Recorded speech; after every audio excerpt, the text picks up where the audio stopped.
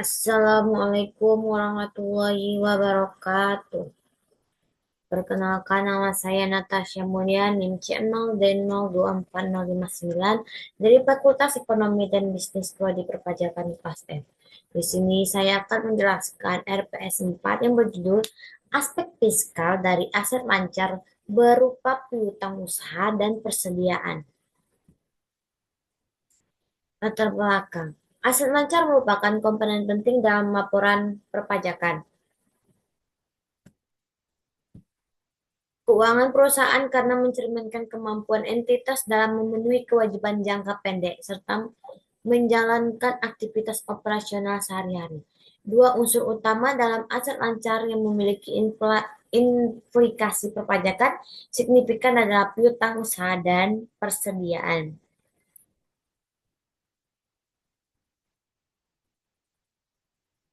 Pengertian piutang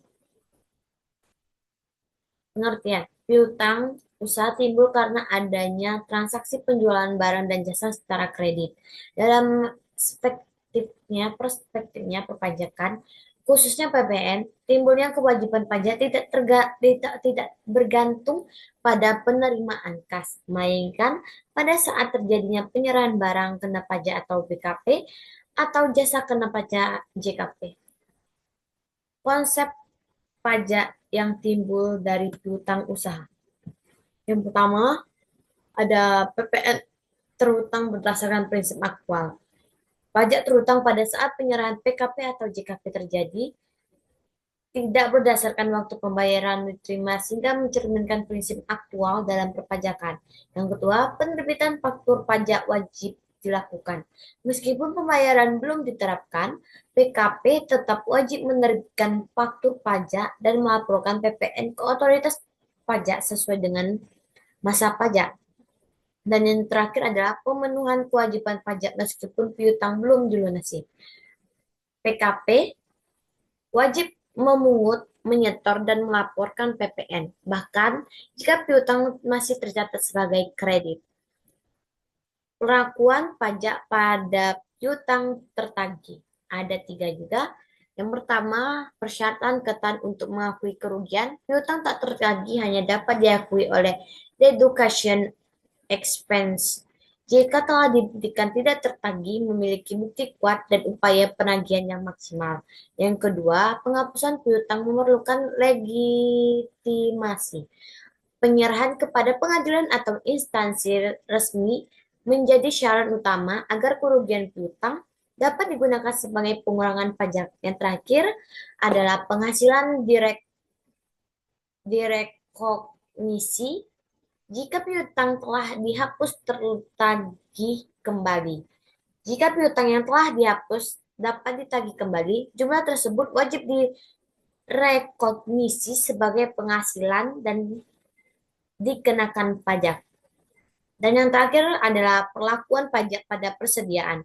Persediaan merupakan aset lancar yang terdiri dari barang untuk dijual kembali, barang dalam proses maupun bahan baku yang digunakan dalam perolehan produksi. Dalam konteks perpajakan, persediaan berpengaruh langsung terhadap perhitungan harga pokok penjualan atau HPP yang akan menentukan besarnya laba kena pajak. Berdasarkan ketentuan dalam Undang-Undang Perpajakan Penghasilan, Undang-Undang Pajak Penghasilan atau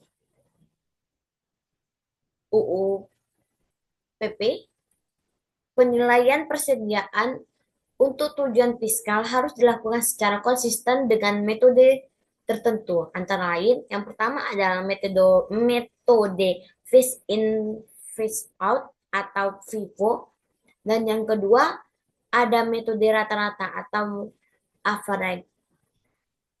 Baik, kita masuk ke dalam kesimpulan. Berdasarkan pembahasan mengenai aspek fiskal atau atas piutang usaha dan persediaan, dapat dipahami bahwa perlakuan perpajakan terhadap kedua unsur aset lancar tersebut memiliki pengaruh yang signifikan terhadap perhitungan perpajakan. PPN atas piutang usaha timbul pada saat penyerahan barang kena pajak atau jasa kena pajak.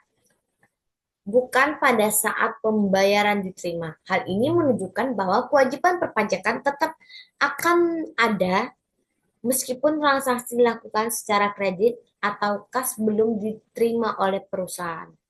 Sekian presentasi dari saya akhiri. Wassalamualaikum warahmatullahi wabarakatuh.